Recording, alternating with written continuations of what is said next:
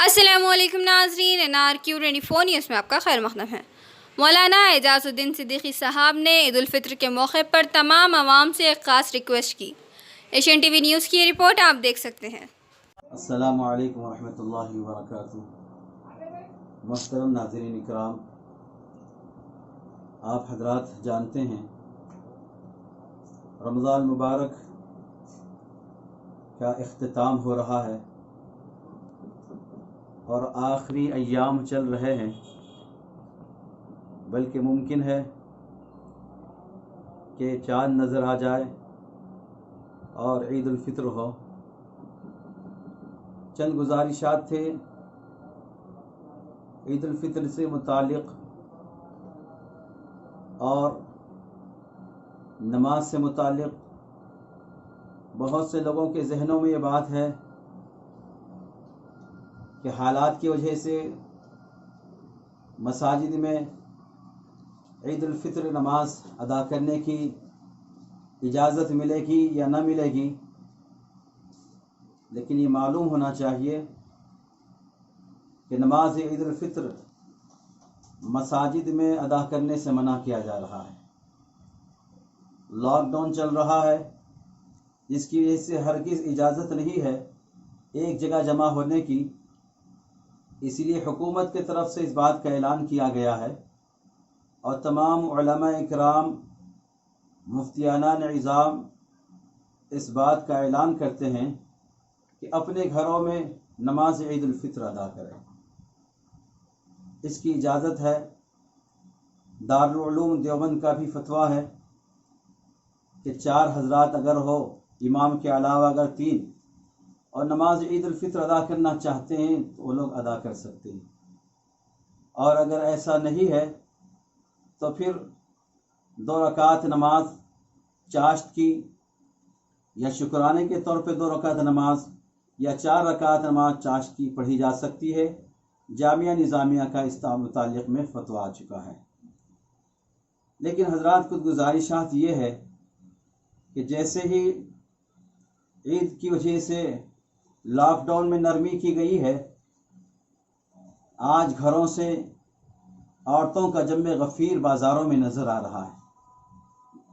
اتنی بڑی بیماری پھیلی ہوئی ہے اور اتنی خطرناک بیماری اور وبا ہے جو لوگوں کے ایک جگہ جمع ہونے سے پھیلنے کا اندیشہ ہے، جس کی وجہ سے مساجدیں بند کر دی گئی، نمازوں کے لیے آنا منع کر دیا گیا۔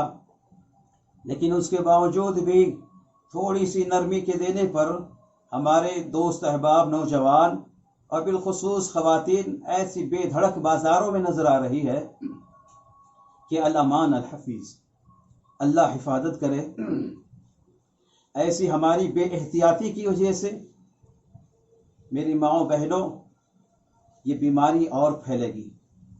پہلے ہی مسلمانوں کے اوپر اس بیماری کا الزام پھیلانے کا لگ چکا ہے، اور مزید کوئی ایسی حرکت نہ کرے جس کی وجہ سے ساری مسلمان قوم بدنام ہو جائے، اس سے اسلام بدنام ہو جائے۔ آج میڈیا اس بات کی کوشش کر رہا ہے، اور دشمنان اسلام کی یہ فکریں ہیں کہ کس طریقے سے مسلمان قوم کو اور کس طریقے سے مذہب اسلام کو بدنام کیا جائے، اور آج ہم ان کے ذریعہ بن رہے ہیں۔ اس طریقے سے بازاروں میں نکل کر شاپنگ کرنے کے لیے اگر اللہ نے مال دیا ہے، دولت دی ہے، تو دوستو اس بات کا اعلان کیا جا رہا ہے اور بار بار اعلان کیا جا رہا ہے کہ عید کو سادگی سے مناؤ۔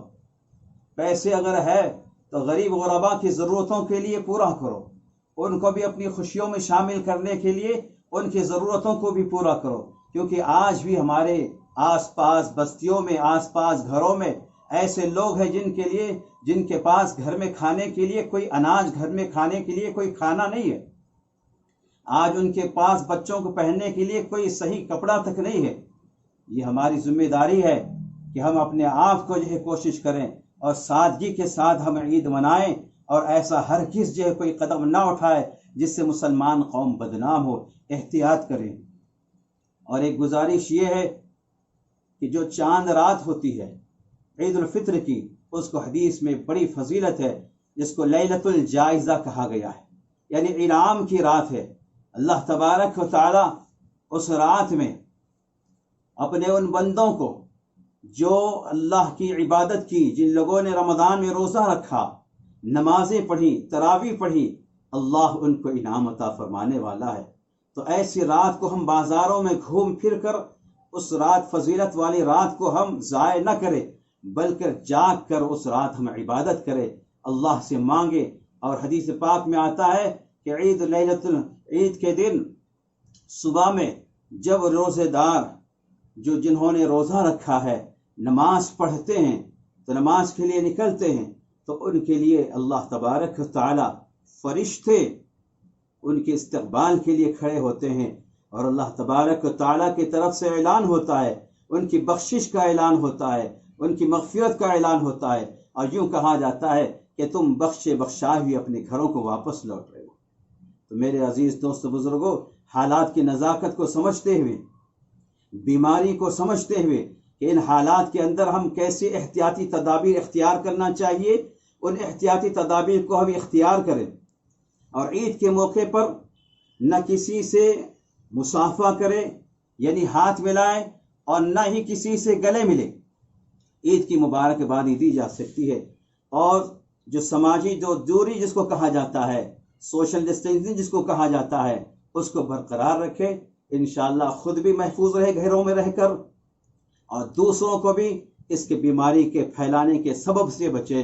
اور آخر میں ایک گزارش یہ تھی کہ چونکہ اکثر گھروں میں ہی نماز عید الفطر ادا کرنا ہے، تو ان ذہنوں کے اندر یہ بات آتی ہے کہ نماز کیسے ادا کی جائے۔ مختصر سے انداز میں اس بات کو سمجھ لیں کہ نماز عید الفطر جو ہے یہ واجب نماز ہے۔ اس کا طریقہ یہ ہے کہ سب سے پہلے نیت کریں کہ میں 2 رکعت نماز عید الفطر واجب پڑھتا ہوں واسطے اللہ کے 6 زائد تکبیرات کے ساتھ، اور اس کے بعد جب یہ کہے تو پھر سب سے پہلے تکبیر ہوں گی اللہ اکبر، تو دونوں ہاتھ اٹھانا ہے، اور جیسے عام نمازوں میں ہاتھ باندھ لیتے ہیں اسی انداز پر ہاتھ باندھ لیا جائے۔ پھر اس کے بعد ثنا پڑھی جائے، ثنا پڑھنے کے بعد پھر دوسری تکبیر اللہ اکبر، ہاتھ کانوں تک اٹھائیں گے اور چھوڑ دیں گے، اور پھر تیسری تکبیر ہوگی اللہ اکبر، ہاتھ کانوں تک اٹھانا ہے پھر چھوڑ دینا ہے، پھر چوتھی تکبیر ہوگی اللہ اکبر، ہاتھ کانوں تک اٹھائیں گے اور ہاتھ کو باندھ دیں گے۔ اس کے بعد سورۃ الفاتحہ اور پھر کوئی ضمہ سورہ پڑھی جائے گی، اس کے بعد رکوع و سجدہ کیا جائے گا۔ اب جب دوسری رکعت میں کھڑے ہوں گے تو سورہ فاتحہ پڑھی جائے گی، اور پھر اس کے بعد ضمہ سورہ پڑھی جائے گی۔ رکوع میں جانے سے پہلے 3 زائد تکبیرات کہنا ہے۔ پہلی تکبیر اللہ اکبر، ہاتھ اٹھائیں گے اور چھوڑ دیں گے۔ دوسری تکبیر اللہ اکبر، ہاتھ اٹھائیں گے چھوڑ دیں گے۔ تیسری تکبیر اللہ اکبر، ہاتھ اٹھانا ہے اور چھوڑ دینا ہے۔ اور چوتھی تکبیر اللہ اکبر کہہ کر ہاتھ اٹھائے بغیر رکوع میں جانا ہے۔ اس کے بعد بقیہ نماز جیسی پڑھی جاتی ہے اس کو پڑھنا چاہیے، اور پھر اس کے بعد جو ہے خطبہ ہے، مختصر سا خطبہ نماز عید کے بعد پڑھنا ہے۔ کرسی پر بیٹھ جائے تو پہلا خطبہ جو ہے اگر کسی کو خطبہ یاد ہے مختصر سا تو وہ پڑھ لے، اگر نہیں ہے تو سورۃ الفاتحہ پڑھیں۔ سورۃ الفاتحہ کے ساتھ اگر اس کو تیسرا کلمہ بھی یاد ہے تو تیسرا کلمہ بھی پڑھ لے، سبحان اللہ الحمدللہ ولا الہ الا اللہ واللہ اکبر ولا حول ولا قوت الا باللہ العلی العظیم، اتنا کہہ کر بیٹھ جائے، اور پھر کھڑے ہو جائے دوسرے خطبے کے لیے۔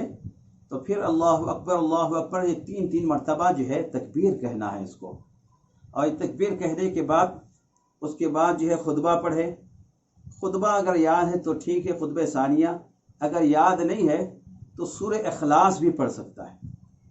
چوتھا کلمہ اگر یاد ہے اشہد ان لا الہ الا اللہ وحدہ لا شریک لہ لہ الملک ولہ الحمد وہو علی کل شیء قدیر، اگر چوتھا کلمہ بھی اگر پڑھا تو بھی خطبہ اس کا ہو جائے گا۔ اور اس کے ساتھ درود شریف پڑھ لے، اللہم صلی علی محمد وعلی آل سیدنا محمد وبارک وسلم، یا جو بھی درود یاد ہے وہ درود پڑھ لے، بیٹھ جائے، یہ اس کا خطبہ ہو گیا، دعا کر لے۔ اللہ تبارک و تعالیٰ آپ کو عید الفطر نماز ادا کرنے کا ثواب مل جائے گا۔ اگر اتنا نہ ہو سکے، اگر کوئی ایسا موقع نہ ہو، تو صرف 2 رکعات نماز چاشت کی نیت سے پڑھ لے، انشاءاللہ تعالیٰ یہ ادا ہو جائے گی۔ اللہ تبارک و تعالیٰ سے دعا ہے کہ اللہ تبارک و تعالیٰ ہم سب کو عید الفطر کی تمام خوشیاں نصیب فرمائے، اور یہ وبا جو پھیلی ہوئی ہے، اللہ اس وبا کو ختم کر دے اور ساری دنیا کو امن و امان عطا فرما دے۔ اور آخر میں ایشین کیبل کے جو جناب صدر ہے جناب عبداللہ بھائی صاحب اور شیخ انور صاحب اور جناب مزمل صاحب اور ان کے ساتھ کام کرنے والے تمام رفقاء اکرام، اللہ ان کو جزائے خیر دے۔ السلام علیکم ورحمۃ اللہ وبرکاتہ۔